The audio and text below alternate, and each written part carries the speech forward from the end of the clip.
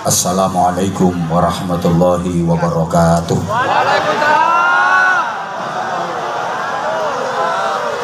Bismillahirrahmanirrahim. Alhamdulillahi wahdah. Wassalatu wassalamu ala man fihi uswatun hasanah. Sayyidina wa maulana Muhammadin sahibi syafa'ah. Wa ala alihi wa ashabihi wa man tabi'a rusydah. Subhanaka la ilma lana illa ma 'allamtana innaka antal alimul hakim. Rabbi shrah li sadri wa yassir li amri wahlul 'uqdatam min lisani yafqahu qawli waj'al li waziran min ahli. Rabbana iftah bainana wa baina qaumina bil haqqi wa anta khairul fatihin. Amma ba'd. Sadat al-masyayikh, ulama'an al-kurama, para alim ulama, para cerdik pandai, tua tengganai, para bapak kiai, ibu nyai, segenap pengurus Jamaiyah Ad-Diniyah wa Ijtimaiyah Nahdlatul Ulama, mulai tingkat cabang, majelis, wakil cabang, pengurus ranting, baik dari jajaran syuriah, tanfidiyah, berikut kelembagaan dan banom-banomnya, para sesepuh yang kita ta'zimi, kita mohonkan restu dan doanya. Sadat az-zu'ama, pejabat pemerintah baik sipil, TNI maupun Polri dalam semua tingkatan dan jajarannya, Pak Camat bersama unsur pimpinan Muspika, Pak Kapolsek bersama para anggota, Pak Dan Ramil atau yang mewakili, berikut para anggota yang kita hormati, kepala desa, tokoh-tokoh masyarakat, segenap tamu undangan yang kita hormati, sahabat-sahabat Gerakan Pemuda Ansor, sahabat-sahabat Banser, adik-adik santri dari Pagar Nusa yang kita cintai, yang kita banggakan, spesial kadang sedulur persaudaraan setia hati Teratai, mulai pengurusnya dari cabang, rayon, ranting-ranting. Pertama saya sampaikan selamat dan sukses, dirgahayu persaudaraan setia hati Teratai di usia yang 1 abad ini, mudah-mudahan makin jaya, terus berprestasi untuk negeri, terus bermanfaat untuk umat, berkontribusi positif menjaga kedaulatan negara dan keutuhan negara kesatuan Republik Indonesia yang kita cintai bersama. Bapak dan Ibu seluruh jamaah, adamakumullah fi rahmatihi wa ridhah. Semoga Allah senantiasa mencurahkan ma'unah, hidayah, maghfirah, rahmat, barokah dan ridhonya kepada kita semuanya. Adik-adik tim Departemen Pengemisan, duduk dulu, nanti infak keliling kita komando biar lebih khidmah, lebih tertib dan hasilnya lebih maksimal. Tolong sebelum ada instruksi dan aba-aba dari saya, jangan bergerak dulu. Allahumma sholli ala Muhammad. Para jamaah, khususnya kadang dan sedulur persaudaraan setia hati Teratai, dalam kehidupan ini ada 5 kelompok yang harus kita jaga, harus kita hormati, harus kita muliakan. Kalau hidup kita ingin mulia, bahagia, selamat dunia akhirat. 5 kelompok tadi adalah 1 ulama, 2 pemerintah, 3 tetangga, 4 keluarga atau family, 5 istri, bahasa Inggrisnya the bojo. Ini berdasarkan Sabda Rasulullah sallallahu alaihi wasallam, man istakhafal ulama khasirad din, man istakhafal umara khasirad dunya, man istakhafal jiran khasiral manafi', man istakhafal qurba khasiral mawaddah, man istakhafa ahla khasiral dhiqal ma'isyah. Gak ngerti ya wes. Siapa yang meremehkan ulama, dia berarti menghancurkan agama. Bisa dibuktikan kalau ulama direndahkan, kalau ulama tidak dihormati, maka kehidupan ini akan menjadi kacau, agama akan binasa. Siapa yang meremehkan pemerintah berarti merusak tatanan dunia. Kalau rakyat di mana-mana sudah pada demo, apalagi demonya anarkis dan ditunggangi kepentingan-kepentingan, biasanya tidak lama akan terjadi bencana silih berganti. Saya sudah sering menengeri, meniteni. Pokok kalau di mana-mana banyak demonya anarkis, ditunggangi kepentingan-kepentingan tertentu, biasanya akan terjadi bencana di berbagai daerah. Siapa yang meremehkan tetangga berarti dia merusak manfaat hidup bertetangga. Kehidupan sosial akan menjadi berantakan, padahal manusia itu adalah makhluk sosial. Siapa yang meremehkan famili, keluarga, berarti merusak kasih sayang kekeluargaan, dan dia tidak akan pernah mendapatkan ridha Allah, dia tidak akan pernah bisa mencium bau surga. Siapa yang meremehkan bojo, merusak ekonomi. Biasanya suami rezekinya lancar, usahanya jaya, tapi meremehkan istri, gak lama ludes kekayaannya. Wong wedok senenge. Itu nanti Bu, kita bahas sendiri di belakang. Kita urut satu persatu. Man istakhaffal ulama khasirat din. Siapa yang meremehkan ulama berarti merusak agama.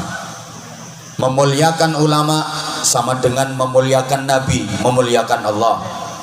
Merendahkan ulama berarti merendahkan Nabi, merendahkan Allah. Ulama adalah warasatul anbiya, pewaris dari para nabi. Ada 3 jenis ulama. Ini saya membaca kitab Iqadul Himam fi Syarhil Hikam. Nek potonganmu gak kira maca kitab ngono-ngono kuwi. Makanya dengarkan saja, terima mateng, oke? Karena ulama itu pewaris Nabi, ada yang yarithu aqwalahu, mewarisi ucapan-ucapan Nabi, mewarisi ilmu-ilmu Nabi. Ulama jenis ini biasa disebut al-alim, sama-sama. Oke. Yang kedua, yarithu af'alahu, mewarisi perbuatan-perbuatan Nabi, mewarisi ibadah-ibadahnya. Ulama seperti ini disebut al-abid, bareng. Nah, yang ketiga, yarithu akhlaqahu alladhi huwa batinuh, mewarisi akhlak dan perilakunya, terutama ilmu-ilmu hati, tatanan jiwa. Ulama seperti ini biasa disebut al-arif, sama-sama. Nah, itu 3 jenis. Sebelum saya uraikan, ada satu makalah penting dari Anwar Zahid. Kalau di masyarakat kita, ulama biasa disebut kiai. Nggih napa nggih? Nah, kiai itu ya ada 3 macam. 1 kiai tutur, 2 kiai sembur, 3 meneng apa? Kiai catur. Jadi ada kiai tutur, ada kiai sembur, ada kiai catur. Kiai tutur itu kiai yang ahli tutur-tutur, ahli nasihat, ahli mengajak kebaikan. Kiai sembur itu kiai yang abape mandi, suwuane mandi. Kiai catur itu kiai yang ikut percaturan dan permainan politik, biasanya menjadi wakil-wakil rakyat. Nah, yang keempat ini paling nelongso, kiai nganggur. Pengen jadi kiai tapi nggak punya santri, nggak dipakai oleh masyarakat, akhirnya nganggur ketegur. Ini udah jelek. Ada yang paling jelek, nomor 5, kiai ngawur. Nggak bisa ngaji jadi kiai, bingung nih wong. Oke, kita kembali kepada materi kita. Pertama disebut al-alim. Ini ulama yang memang benar-benar menguasai berbagai disiplin dan fan keilmuan, mateng keilmuannya, pinter banget, ilmunya betul-betul luas. Nahwu, shorof, qawaid, usul fikih, mustalah hadis, Quran, tafsir, mantek, balaghah dikuasai. Pinter. Kalau kasih penjelasan tentang keilmuan mudah difahami, enak banget. Pokoknya pinter. Jari wong Jawa gak terima iso ngeraji angin, tapi iso ngeraji entut. Kalau ngeraji angin kan udah umum. Lah ini entut baru keluar tut sokrok digeraji. Kitab apapun beliau faham, ditanya masalah apapun bisa menjawab dengan jawaban yang tepat. Ini alim. Kemudian ada yang abid, ahli ibadah, nggak begitu alim, kadang-kadang ngajinya nggak begitu pinter, tapi ibadahnya top, ahli sujud sampai badoe benjut, mbah min asari sujud, mbah min asaril karpet, ahli zikir sampai lambene jedir, kemana-mana bawa tasbih panjang ngelewer diputer terus, zikir wiridan war war war war war war war war Allah Allah Allah Allah Allah Allah Allah war war war war war war war astagfirullahaladzim astagfirullahaladzim stok war war war war war Allah Allah subhanallah subhanallah war war war war war subhanallah subhanallah war war war war war wiridan terus sulastri war sumiati war sunarseh war sundari.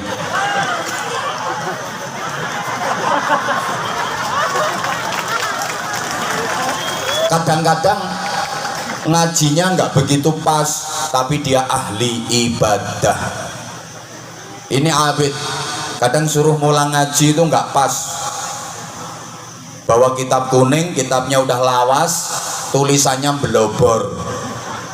Pakai kacamata tebel, ngulangi sampai mejicil.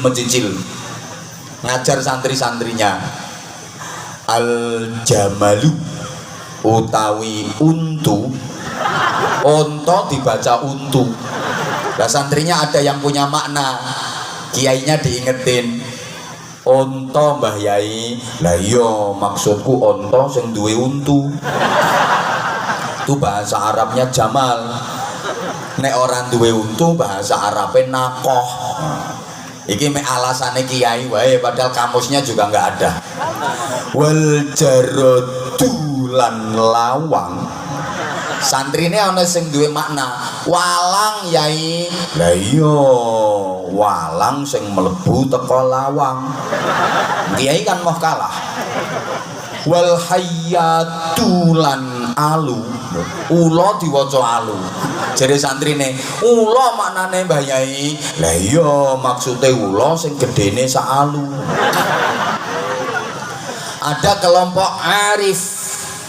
Ini yang punya sifat rasikhah. Kalau orang Jawa bilang waskito, titis, punya ketajaman mata batin. Biasanya itu nggak begitu alim, suruh baca kitab kadang-kadang keliru, ibadahnya juga nggak begitu oke. Apalagi suruh bahsul masail, dia kadang-kadang datang ke bahsul masail tapi nggak bisa merumuskan masalah, nggak bisa menjawab masalah, nggak bisa menyelesaikan masalah, malah dia yang jadi masalah. Tapi punya ketajaman mata batin. Halo, halo, winasis waskito, batinnya tajam. Kok kaya ora mudeng ya piye ya bahasane ya? Paham ya bahasa saya ya? Nah, ini arif. Kalau orang-orang bilang ma'rifat, mohon maaf ya, saya kasih contoh. Syekhona Khalil Bangkalan, waliullah, Mbah Khalil, gurunya muassis Nahdlatul Ulama Hadratus Syekh Kiai Haji Hasyim Asy'ari. Syekhona Khalil, Mbah Khalil Bangkalan itu sudah arif mulai kecil. Jadi mulai kecil itu sudah arif. Waktu umur SMP MTS, Mbah Khalil mondok di salah satu pesantren yang berada di wilayah Kabupaten Tuban. Suatu ketika sholat maghrib berjamaah, yang ngimami kiainya Mbah Khalil kecil jadi makmum. Begitu Mbah Yainya takbiratul ihram, Allahu Akbar, ini Mbah Khalil kecil yang jadi makmum ketawa terbahak-bahak. Mbah Yainya ngimami baca Fatihah, Bismillahirrahmanirrahim, Alhamdulillahi Rabbil Alamin, malah kenceng ketawanya. Lucu. Ini Mbah Yainya ngimami nggak tenang. Iki sopo santri kurang ajar, sholat jamaah cengengesan. Akhirnya dicepetkan ngimaminya. Begitu selesai salam, Assalamualaikum warahmatullah, Assalamualaikum warahmatullah, nggak zikir, nggak wiridan, langsung marah Mbah Yainya. Siapa tadi? Sholat cengengesan. Siapa mau sholat cengengesan? Kula Mbah Yai. Kula siapa? Khalil. Omahmu ngendi? Madura. Ngopo wayah sholat kok guyu cengengesan? Maaf Mbah Yai, ini rahasia. Saya nggak berani menceritakan di sini. Nanti kalau kedengaran wartawan bisa masuk radar. Kalau ada netizen bisa viral di TikTok nanti Mbah Yai. Ini rahasia antara kita berdua. Ya wis ayo melu aku neng dalem. Diajak ke dalem. Begitu sampai rumah lungguh, lel. Dalem Mbah Yai. Nyapa wae salat guyu cengengesan. Ngapunten Mbah Yai, kula niki wau ningali pas Mbah Yai ngimami salat, tendure kopiah Mbah Yai wonten berkate. Di atas kopiahnya Mbah Yai itu ada berkah. Begitu Mbah Yai ruko, lah berkatnya iso lungkil lucu. Mbah Yai kok kayak pemain sirkus. Langsung Mbah Yainya dawuh, karena Mbah Yai tahu bahwa ini si Khalil ini bukan sembarang orang dan bukan orang sembarang. Lel, sepurane ya Lel, Mbah minta maaf. Memang habis maghrib ini Mbah dapat undangan tahlil. Makanya tadi bunyai Mbah larang masak, ndak usah masak, jangan masak, karena nanti kita dapat berkat. Nah waktu sholat tadi Mbah mikir kalau cuman datang dapat berkat 1, tapi kalau datang plus mimpin tahlil dapat berkat 2. Jadi tadi ingat berkat. Masya Allah, sholat mikir berkat, berkat kelihatan di atas kepala. Saya nggak bisa membayangkan. Umpama jenengan kok diketokno pas sholat tuh nono ndurin dasmu ono apane? Salate wong kampung Sukamulya iki lho, umpama kok diketokno pikirane, kira-kira di atas kepalamu ada apa saja? Allah ya Karim. Halo. Ini yang arif. Mbah Yai Syamsul Arifin, abahnya Mbah Yai As'ad. Mbah Yai As'ad kita lebih mengenal beliau dengan nama Kiai Haji Raden As'ad Syamsul Arifin. Itu juga santrinya Mbah Khalil Bangkalan, yang diserai tongkat oleh Mbah Khalil, disuruh mengantarkan kepada Mbah Hasyim Asy'ari dengan wiridan Ya Jabbaru Ya Qahar, yang itu menjadi simbol berdirinya Nahdlatul Ulama. Beliau punya abah namanya Mbah Yai Syamsul Arifin, terkenal alim allamah, sangat alim. Nah, di sekitar situ Bondo, tempat tinggalnya Mbah Yai Syamsul Arifin itu, ada kiai sepuh yang kealimannya, mohon maaf, kalah dengan Mbah Syamsul Arifin. Tapi beliau arif, waskito, biasa anggota takon-takonan masyarakat. Masyarakat mau bangun rumah itu minta hari ke beliau. Mbah, saya mau bangun rumah, ini bagusnya hari apa? Saya mau mantu menikahkan anak, yang bagus hari apa? Saya mau mengkhitankan anak, yang bagus hari apa? Saya mau garap sawah, ini dimulai hari apa? Waskito, titis gitu. Halo? Nah, suatu ketika Mbah Yai Syamsul Arifin ini merenovasi masjid. Atap masjid ini direnovasi, dipasang atap, dipasang genteng. Santri-santri roan kerja bakti, kerja. Kok umek ya? Bisa difahami ya omongan saya ya? Oke, saya lanjut. Nah, tiba-tiba Mbah Yai Sepuh ini lewat. Terus Mbah Yai Sepuh ngomong, sementara Mbah Yai Syamsul Arifin lagi nungguin santrinya yang kerja bangun masjid tadi. Ini Kiai Sepuh lewat terus ngomong, "Loh, iki ya apa iki? Kemis paing kok dandan-dandan. Iki dina apes iki. Dina apes iki. Dina apes." Sampai 3 kali. Paham dina apes? Hari naas. Mbah Yai As'ad Syamsul Arifin mendengar dawuhnya Kiai Sepuh tadi, santrinya langsung dikomando, santri-santri turun semua, mudun, dino apes le, dino apes, ojo bangun, dino apes. Namanya santri dikomando sama Kiai, geruduk turun semua. Nah, terus Mbah Yai Sepuh bilang, lah yang ngono, dino apes kok dandan-dandan. Meneruskan perjalanannya kira-kira 300 meter sampai perempatan. Begitu Mbah Yai Sepuh sampai perempatan, ini Mbah Yai Syamsul Arifin ngomando lagi ke santri-santrinya, "Le, santri-santri munggah maneh, ayo diterus nih leh dandan, terus nih leh dandan." Santri-santrinya kan nanya, "Loh, Yai, katanya dino apes." "Ora apa-apa, aman, apese wis tekan perapatan." Artinya betapa antar ulama, antar kiai itu saling menghormati, saling menghargai. Orang itu kalau ilmu dan wawasannya luas, pasti sikapnya luwes, mudah menghargai dan menghormati perbedaan. Tapi kalau ilmu dan wawasannya sempit, itu biasanya suka merasa paling benar sendiri, kelompoknya yang paling baik, yang lain disalah-salahin. Orang kalau suka nyala-nyalain, itu tanda kalau ilmunya masih dangkal, ngopinya kurang jauh, kurang kental, dikit-dikit kafir, dikit-dikit haram, syirik, bid'ah. Itu tandanya orang yang ngopinya kurang kental, kurang jauh. Halo? Tapi kalau ilmu dan wawasannya luas, sikapnya pasti luwes, siap menerima perbedaan, saling menghormati dan menghargai kelompok yang berbeda.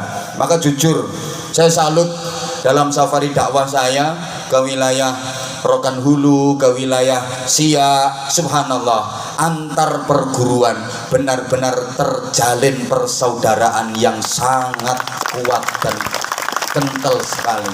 Salut saya untuk PSHT, salut pula saya untuk Pagar Nusa, betapa di peringatan 1 abad PSHT teman-teman dari Pagar Nusa juga ikut mengamankan, teman-teman dari persaudaraan perguruan lain juga ikut mengamankan. Guyub rukun, inilah Indonesia, inilah budaya negeri yang harus kita lestarikan. Ada di beberapa daerah gara-gara beda organisasi berantem, beda paham sedikit bertengkar. Nggak perlu saya ceritakan, mungkin kadang sedulur juga sudah mendengar. Kita prihatin, masa sesama bangsa Indonesia, apalagi kadang sesama Islam, kita saudara, tapi bertengkar hanya karena beda pendapat sedikit, hanya karena perselisihan sedikit. Allahumma sholli ala Muhammad.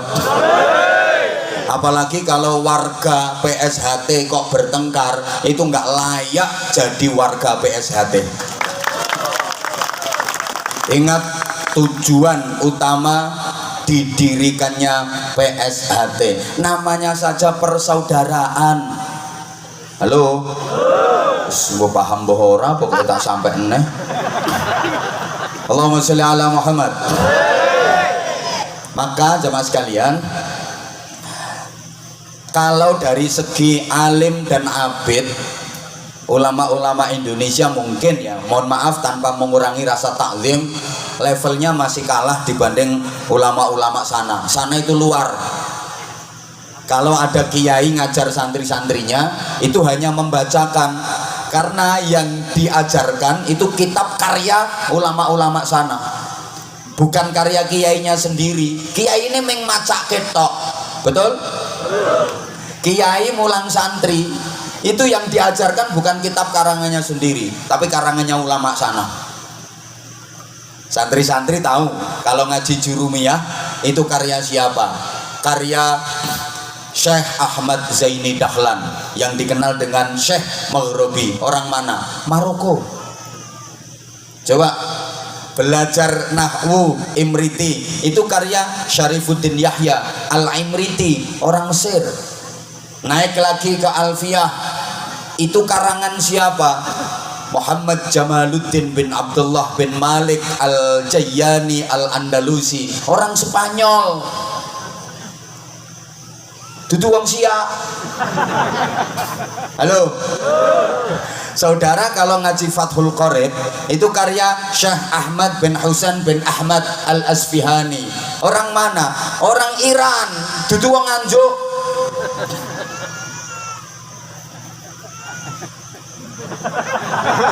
Ngaji kitab Hikam itu karya, halo, ya Allah ya.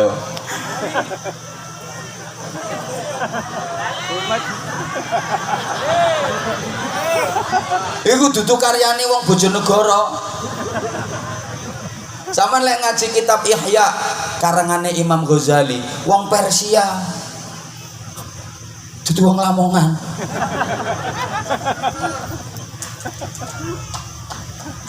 Ya Allah, ya Allah. Kalau sampean baca hadis Rawahul Bukhari, hadis riwayat Imam Bukhari, orang mana beliau? Beliau Abu Abdullah Muhammad bin Ismail bin Ibrahim Al-Bukhari, orang Rusia, Turkistan.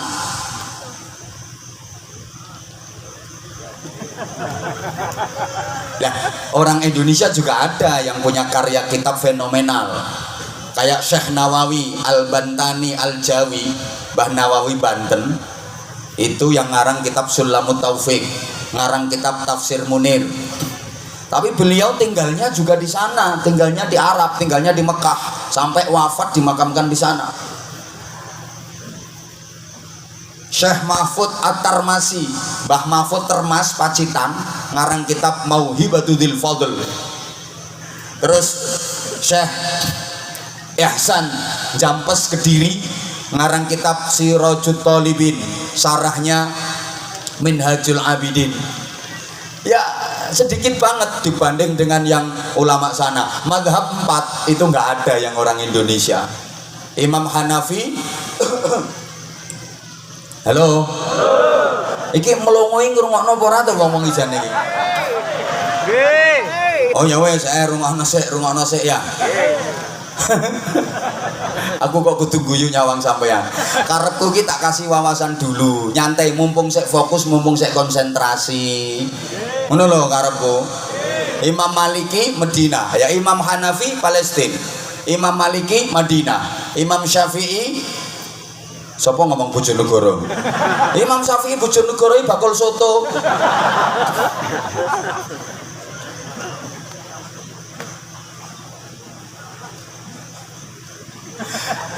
Imam Hambali wong Baghdad. Indonesia pernah punya satu imam aja geger nondonyo, Imam Samudra. Dari segi keilmuan, maka kita harusnya malu. Sorry ya, kita harusnya malu.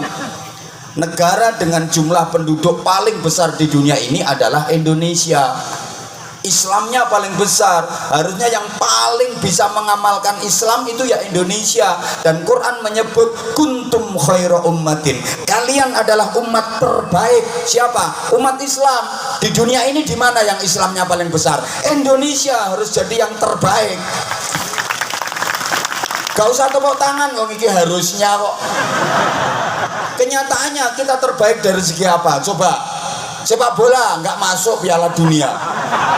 Coba, mau masuk Piala Dunia U20 aja udah geger, nggak karu-karuan. Nek tukaran juara. Apa yang kita juara? Coba, ekonomi kalah, politik, sosial, budaya, pendidikan kalah, teknologi malah rata-rata teknologi Jepang. Coba, kalau ada Yamaha Jepang, Honda Jepang, Toyota Jepang, Suzuki Jepang, Toshiba Jepang, Kawasaki Jepang, soto Lamongan, wingko Babat, pecel Medion, pempek Palembang, gudeg Jogja, jenang Kudus. Jadi kuntum ummatan badokan lillahi ta'ala.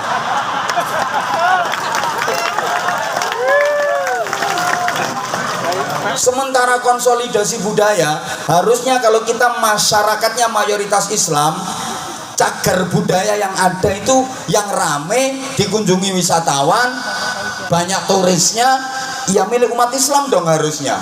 Kita mayoritas, tapi coba objek wisata yang rame di Indonesia bukan milik umat Islam. Coba cagar budayanya kita kalah. Spanyol, tahu Spanyol ya? Ya Allah kok gak ngerti ya. Kidule Kampar. Kampar ngidul terus. Lembecak paling 8 tahun. Itu mayoritas penduduknya beragama Kristen, tapi objek wisata yang ada di sana rata-rata yang ramai milik umat Islam. Berarti Islam pernah sukses membangun peradaban di sana. Konsolidasi keislamannya pernah sukses di sana. Rusia itu malah komunis. Objek wisatanya milik umat Islam di sana rame.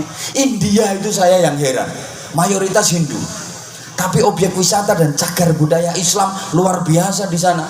Hobinya India itu kan cuma nyanyi itu.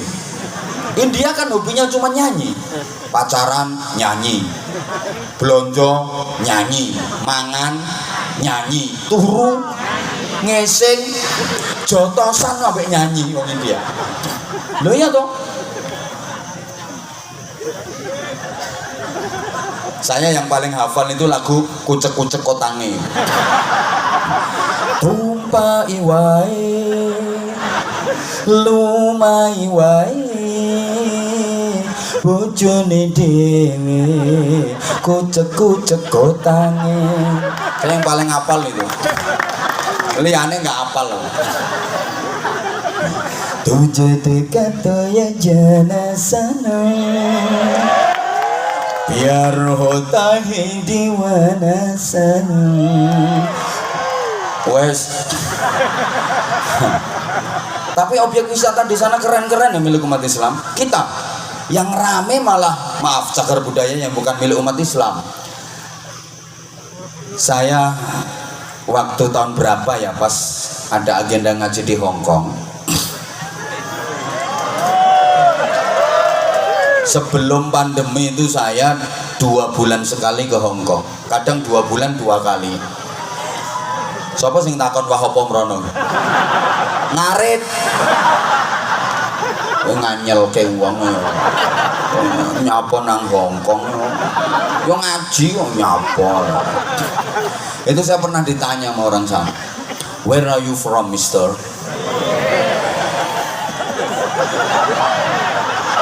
Saudara dari mana? Saya jawab, I am from Indonesia. Banggalah, saya harus membanggakan Indonesia, saya orang Indonesia. Terus dia begitu dengar saya orang Indonesia, dia langsung komen, Indonesia, Borobudur is good, Borobudur bagus. Dia terus cerita, Borobudur itu dibangun zaman dinasti ini. Yang bangun Borobudur, dia itu paham manakibnya Candi Borobudur. Jadi Candi Borobudur ini bangunin tek semen piro, bayarannya tukang tek piro, paham dia. Saya sampai heran, ini orang Hongkong paham sejarahnya Borobudur. Saya gengsi sebagai seorang muslim, kenapa harus Borobudur yang ditonjolkan dan yang dibanggakan, yang dikenal dunia. Saya kepingin menonjolkan Islam, saya kepingin menampilkan Islam biar Islam dikenal dunia. Saya ngomong bukan cuma Borobudur yang bagus, but Al-Akbar Mosque is very good.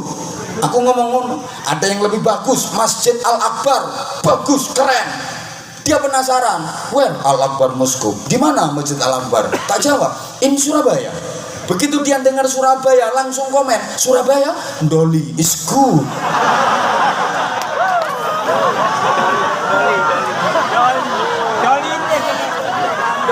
Ini lihat ketawanya, ada yang pernah ke sana ini ya.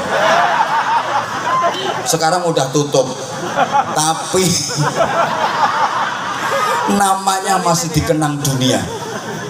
Malu-maluin. Coba. Sembuh.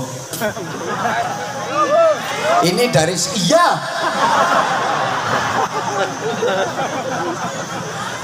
Dari segi ilmu kita kalah. Pokoknya dari segi ilmu kita kalah. Dari segi abid ibadah kita juga kalah. Kok ngalah? Coba maaf.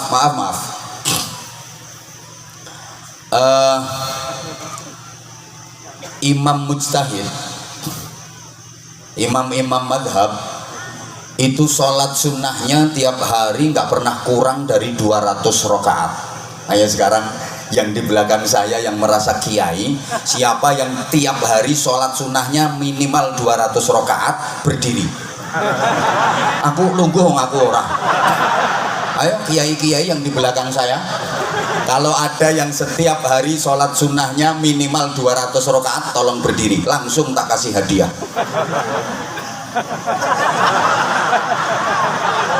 Nah, ini yang di belakang saya, apalagi yang delosor di sana. Kok 200 rakaat? Wong sholat fardu 5 aja dinyang, harusnya sehari 5 kali dirubah jadi 5 hari sekali.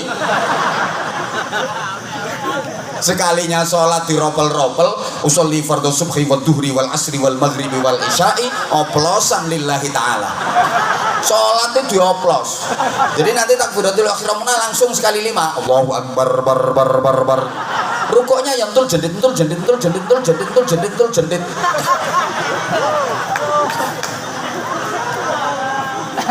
Udah sholatnya nggak mutu, nggak kualitas. Habitnya kita kalah. Maaf, gurunya Imam Syafi'i namanya Kiai Waqi' Ibnul Jarrah. Itu salah satu gurunya Imam Syafi'i. Itu kalau lagi ngajar santrinya, ngajar kitab hadis, duduk bersila. Beliau kok dientup, bahasa Indonesianya apa ya? Dientup. Iya di serengatnya Blitar. Kok serengat? Sengat. Menengok. Disengat listrik iki kesetrum. Bantah itu tak pikir wisan. Beliau tiba-tiba kok dientup. Kalah jengking. Kalau jengking nyokot. Itu beliau diam, gak gerak, gak geser. Kenapa? Karena hormat pada kitab, hormat pada musannif yang ngarang kitab, hormat pada hadis, hormat pada Rasulullah. Tupi kalau jengking meneng gak ubah sampai gemeter pucet. Santri-santrinya nanya, Pak Kiai ada sakit ya kok pucet? Enggak berani bergerak. Karena takzim dan menghormat kitab, menghormat musannifnya, menghormat hadis-hadisnya, menghormat Rasulullah. Ayo sampean Bapak, Mas, sampean sholat, sarungmu dileboni nyamuk, polahmu ginjal ra karuan. Apa maneh nyamuke wedok muter nang selakangan.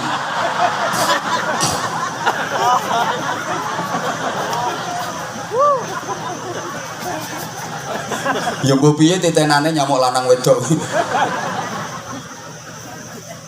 Karena abidnya kuat, pantas kalau nasihatnya ampuh. Allahumma sholli ala Muhammad. Orang dinasihati ku manut. Ya, kiai zaman dulu itu abidnya kuat sehingga nasihatnya ampuh. Ada orang nakal itu 20 orang ya, ini ya pas ngelumpuk no kene iki sing nakal 20 ngelumpuk no kene iki nakal semua, dinasehati, dituturi pelan-pelan, subhanallah, besoknya yang 19 orang waras, yang nakal tinggal satu. Saking hebatnya nasihat, 19 tobat, yang nakal tinggal satu. Akhirnya ini yang nakal-nakal ini lapor ke kiainya, alhamdulillah Mbah Yai, sak sampune jenengan nasihati konco-konco sami insaf sami sadar, sing 19 waras, kantun setunggal Mbah Yai sing nakal. Mbah Yai ini jawab, ora apa-apa kuwi, sing siji nggo isen-isene neraka. Lho neraka ya butuh obong-obongan. Lha kok nek apik kabeh sapa sing ngeleboni neraka, ngono lho. Jadi kayak gitu. Tapi kalau yang nasihati Anwar Zahid, orang nakal 20 dikasih mauidhah sama Anwar Zahid 2 jam kasih nasihat.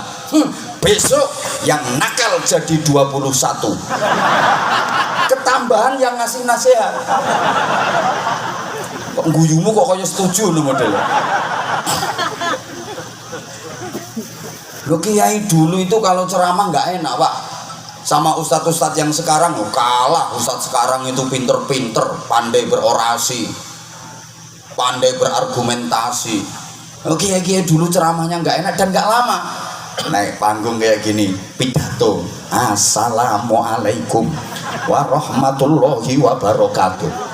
Para jamaah, supados uripe mulya donya akhirat, nek dalu salat tahajud nggih pun cekap semanten akhirul kalam assalamualaikum warahmatullahi wabarakatuh. Mudun wis, jamaahnya paham semua. Suruh apa sama Mbah Yai? Tahajud. Suruh apa? Tahajud.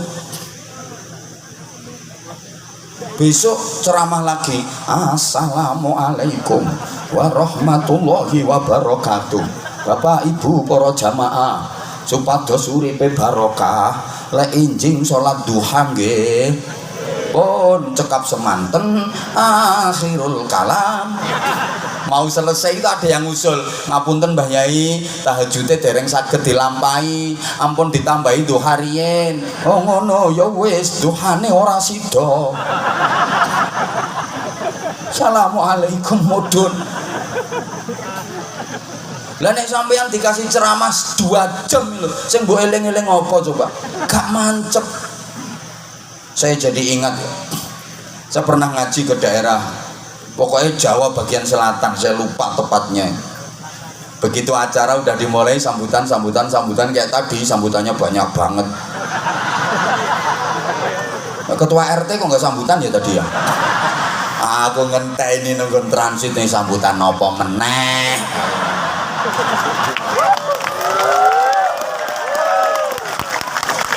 Ya, sambutan ditambah itu kalau penceramahnya belum datang. Kalau penceramahnya udah datang ya buat satset ngono loh. Jamaah sekian banyak nggak pengen dengerin sambutan, nggak pengen.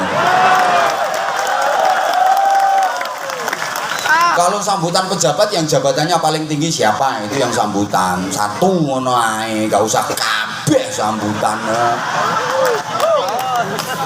Loh, sepsana kul huwa ele ngono kuwi akibate. Soalnya kesopan. Ya kan nanti kalau ceramah saya nggak lama ya salahkan yang sambutan-sambutan tadi. Itu nggak sah waktu ceramah saya. Halo. Halo. Oke. Tuh begitu saya dipanggil sama MC. Lah MC-nya ki yo lucu kok olehnya. Hadirin yang berbahagia. Tibalah saatnya acara yang kita nanti-nantikan bersama. Kayak penyiar tinju. Ceramah agama Islam yang akan disampaikan oleh dai muda yang sedang naik daun. Ya aku gitu yang kepuler keket apa piye? Kok naik daun. Mari kita sambut bersama Al-Mukarram Kiai Haji Anwar Zahid. Tadi aku munggah panggung ini karena ngapain ini? Lagi MC pengajian kok kaya penyiar tinju ya. Begitu saya mau naik panggung, ibu bapak, ada orang, maaf ya, ada orang tua, ada bapak-bapak itu udah sepuh. Ya Allah, semoga-moga disepuro Gusti Allah. Saya juga terima kasih banget sama beliau. Wonge ra patek bejaji. Saya ingat betul, sarungnya ngepir. Nang dhuwur seh. Saya perhatikan betul orangnya. Sandalnya jepit sing sean. Wong sing siji selandate ijo, sing siji sandate kuning. Terus dia pakai baju lengan pendek, itu pun kancingnya udah hilang semua. Karek siji mbok pira bledeh. Lah kopi ae kuwi ireng ora ireng, abang ora abang, kuning ora kuning kaya ulune garangan. Saya diuber terus dirangkul sama dibisiki saya, dinasehati. Gus, nek pidato sing ikhlas nggih. Ngono tok lek mau itu. Nasihati ke saya ini. Gus, nek pidato sing ikhlas nggih mancep neng hatiku. Jadi saya itu begitu habis dinasihati itu kayak orang linglung ya. Naik panggung iso mumet-mumet ndas. Saya ceramah kacau berantakan. Iki apa sing tak sampeno? Ya perkara kelingan. Gus, nek pidato sing ikhlas nggih, dikongkon ikhlas to. Jadi aku ceramah kacau balau. Wis ya Allah. Selesai ramah tamah, gak kolu mangan. Lah ape muluk iki tok wonge? Gus, nek pidato sing ikhlas nggih. Dikekno kopi ape tak ombe iki lho nang jero kopi ki nang wonge. Gus, nek pidato sing ikhlas nggih, gak sida tak ombe. Pulang saya naik mobil, ya Allah, perasaan kuwi wonge lungguhno sebelahku nang aku dibisiki. Gus, nek pidato sing ikhlas nggih, pikiran terus kula, ya Allah, saking mancepe nasihate. Sampai aku ning omah turu ki yo ipen-ipenen petuk wong kuwi. Nah aku diomongi, Gus, nek pidato sing ikhlas nggih. Bapak Ibu para jamaah, saking mancepe mau idhohnya bapak-bapak tua tadi, saya habis diomongin itu. Ada kurang lebih 4 bulan saya diundang ceramah kemanapun, ngaji kemanapun, babar pisan orang mikir sangu. Ya ora mikir transportasi, ya ora mikir amplopan. Tapi gue wis suwe, wis lawas. Suwe itu udah lama peristiwa itu. Udah lama. Yung gue ki mau kok eling maneh. Ini nanti aku khawatir terus ana wong sing ngerangkul aku ning aku dibisiki. Gus, lek nek kowe sing muni ya ora mandi. Ini orangnya ampuh, bener ampuh. Makanya terus saya dapat pelajaran, Saya dapat pelajaran sekarang, saya ceramah kemana-mana nggak pernah mikir sangu, soalnya sangu ini dipikir panitia. Berarti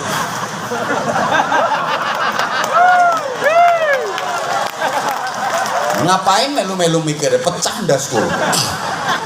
Halo, paham?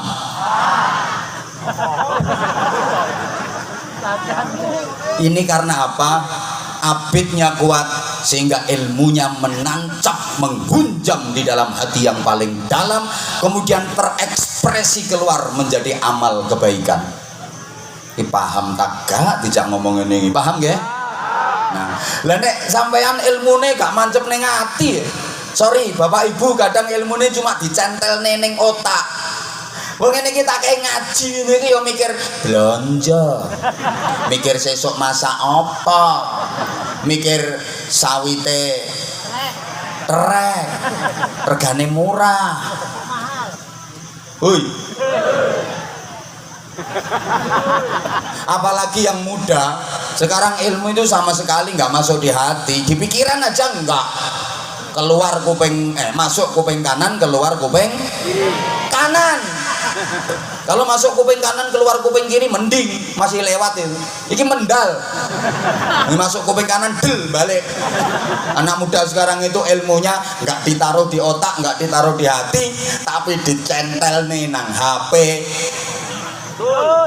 Kalau kiai-kiai yang di belakang saya itu dulu ngajinya kitab Fathul Wahhab, anak-anak sekarang ngajinya kitab Fathul WhatsApp, Raudatul Facebook, Kifayatul Instagram, Hidayatul Twitter, sama Nihayatul TikTok.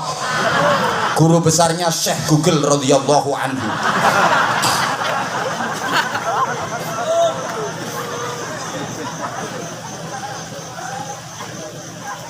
Halo. Ini masih ulama ya? Iya. Tapi jemaah sekalian, ada kelebihan dari ulama-ulama Indonesia, kiai-kiai Indonesia itu hebat, punya sifat rungokno tuh sayang, punya sifat ar-ra'i. Artinya ar-ra'i itu kalau dalam bahasa Jawanya angon, iso ngemong umat, bisa betul-betul membimbing umat. Tahu angon nggih Bapak nggih? Angon itu ya angon ngemong. Namanya angon itu biasanya di belakangnya kayak angon wedhus, wong angon bebek, angon wedhus, manggone mesti nang burine, mengetutkan. Ya mengetutkan. Pokoknya kalau bebeknya wedhusnya ini jalannya udah bener ya dibiarkan. Ditutne diawasi. Nah kalau jalannya salah, belian belandang-bandang, baru diingetin, ditegor, ini orang angon. Di belakangnya kambing. Kalau di depan kambing itu bukan angon, belantik. Oke, gelem gak gelem diseret. Ayo manut ora. Makanya sorry, kiai itu ada yang angon, ada yang belantik. Kalau kiai angon itu pinter ngomong umat, pinter ngomong masyarakat. Kamu nanti pilih siapa? Ya diikhtiari lah, dipertimbangkan mana yang terbaik itu. Tapi nek kudu melu iki, belantik. Biasanya bermunculan itu nanti menjelang pemilu dan pilkada.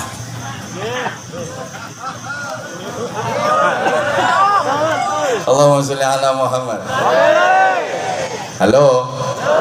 Tapi perlu diingat, jamaah sekalian, perbedaan di kalangan ulama itu lumrah, wajar, harus kita sikapi dengan bijak. Lumrah. Engko nang sampean lokne ae. Kiai padha kiai ora cocok kuwi wajar. Ten mriki wonten napa mboten? Jenenge sapa karo sapa?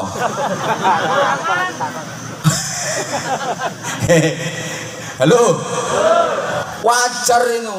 Maaf. Kadang ada Kiai A sama Kiai B itu ndak cocok. Ngajinya sindir-sindiran. Kiai A itu ngaji pakai sound nih didepne nang omahe Kiai B. Mulai ngaji buanter pas bahas hukum. Rungokno. rungokno. Iwak lele iku bisa hidup di dua alam, iso hidup di darat, iso hidup di air, amfibi. Mangkane iwak lele kuwi hukume haram. Nah, Kiai ben duwe kolam lele. Aku kuwi dikeneki. Ganti Kiai B sing ngajak. Kiai B sing ngaji. Oh, sepikire diadepno nang omahe Kiai A. Buanter rungokno. Ana kiai kok ngaramno lele, kuwi padune ora kuat tuku lele. Nek mangan lawoke tempe, iki kiai cap tempe, ora kuat tuku lele. Kiai B tersinggung, ngaji meneh didekno namae Kiai A. Rungokno. Ana kiai kok ngalalno lele, kuwi kiai cap patil. Biasa, nggak usah diambil hati. Ngapunten nggih. Ini sekedar mukobalah. Sekedar mukobalah nggih sayang nggih. Nanti ada yang lebih penting. Sekedar mukobalah. Ada dua kiai yang nggak sefaham, nggak sependapat, hidup sezaman di zaman tabiin. Satu terkenal alim alamah, namanya Kiai Hasan Basri. Ini nek wong Islam ora kenal Kiai Hasan Basri ya kebangetan. Beliau adalah ikon tabiin, pembesarnya tabiin yang melahirkan berbagai macam disiplin keilmuan melalui santri-santrinya. Pondoknya gede, santrine wakeh, alim alama. Nah, dekat dengan dalamnya Mbah Yai Hasan Basri itu ada juga seorang kiai yang terkenal arif, punya sifat rasikhah tadi, waskito tadi loh, yang punya ketajaman mata batin. Nek kealimannya kalah karo Mbah Hasan Basri, tapi niki waskito. Namine Kiai Muhammad Ibnu Sirin. Ngono ku yo sindir-sindiran biasa. Mbah Yai Hasan Basri ku nek ngulang ngaji ngene, kiai kok mek donga wiritan, donga wiritan, donga wiritan, donga wiritan. Kiai kok ora ono actione. Donga yo donga, tapi yo action, ikhtiar, usaha. Donga tok, ora ngira hasil. Kaya bocah pondok wayah ujian pengen bijine apik, pengen lulus, ora gelem deres, ora gelem mutolaah, ora gelem sinau. Meng muter tasbih, wer. Iki mesti siji ora lulus, loro mulih ora dadi kiai tapi dadi dukun.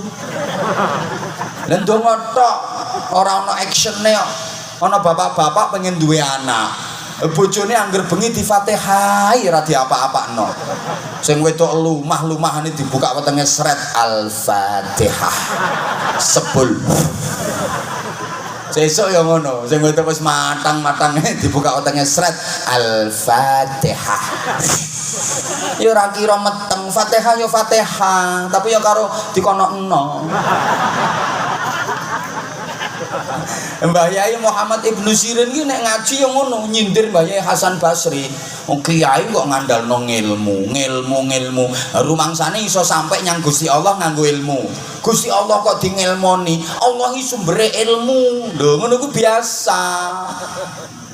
Perbedaan pendapat kiai biasa. Dilungkas ngono eneng pilkada, eneng pilpres, kiai beda pilihan, lumrah. Saiki sampean kudu dewasa dalam berpikir, nggih? Nggih? Nah, saiki ngene. Rungokne to sayang. Mbah Yai Ibnu Sirin ini terkenal ahli takwil mimpi. Kon nafsiri ngipi niku cos pleng. Pokoknya kalau ada orang mimpi kemudian ditakwili itu jadi kenyataan. Hebat, memang spesialisnya di situ. Nah, kalau mentakwili mimpi itu disesuaikan dengan perbuatan orangnya, disesuaikan dengan amal dari orangnya. Jadi satu saat ada orang datang sowan nanya, Mbah Yai Muhammad Ibnu Sirin, yo nopo, kula badhe nyuwun pirsa, saya mau tanya, tadi malam tuh saya mimpi, ngimpi apa? Ka'anni u'adzinu. Kados-kados kula niki undang-undang. Saya tadi malam itu mimpi azan, Mbah Yai. Itu artinya apa? Takwilannya bagaimana? Oh, kamu mau pergi haji. Enggak lama lagi kamu bisa pergi haji. Amin ya Allah. Bener, nggak lama dia pergi haji. Terus ada lagi beberapa waktu orang datang ke Mbah Yai Muhammad Ibnu Sirin. Mbah Yai, saya mau nanya, mau minta ditakwili mimpi saya. Saya semalam mimpi apa kamu? Ka'anni u'adzinu. Saya tadi malam mimpi azan. Ini Mbah Yainya langsung kasih jawaban. Oh, tunggu sebentar. Tapi takwilannya kok berbeda. Yang datang pertama itu orangnya soleh, ahli ibadah. Mimpi azan ditakwili akan pergi haji karena dihubungkan dengan ayat Quran. وَأَذِّنْ فِي النَّاسِ بِالْحَجِّ يَأْتُوكَ رِجَالًا وَعَلَى كُلِّ ضَامِرٍ يَأْتِينَ مِنْ كُلِّ فَجٍّ عَمِيقٍ. Berangkat haji beneran. Yang satunya mimpinya juga sama azan. Lah kok ditakwili di penjara, dipotong tangannya. Ini dikaitkan dengan ayat summa adzana muadzinun ayyatuhal air innakum lasariqun. Kamu itu maling nanti malingnya mau. Memang orangnya nakal, dia pencuri. Loh, ini orang kalau hebat. Masya Allah. Ibu bapak jamaah sekalian, terus kehebatan dari ulama Indonesia lagi itu. Halo, paham ya omongan saya ya? Coba, ulama Indonesia itu cermat, jeli dan teliti. Kitab kuning itu tulisannya udah kecil-kecil, dikecilkan lagi sama kiai Indonesia. Ini kiai Arab nggak bisa. Kitab kuning itu udah kecil tulisannya, masih dikecilkan lagi, dikasih tarkib, dikasih makna. Utawi iki iku. Ayo sampean nang ngarepe wong Arab nang ngomong utawi iki iku, plong-plongo orang ngira cetha. Wadzalika itu artinya kan wis jelas toh. Yang demikian itu wis jelas. Wadzalika itu yang demikian itu. Tapi sama kiai Indonesia gak terima yang demikian itu.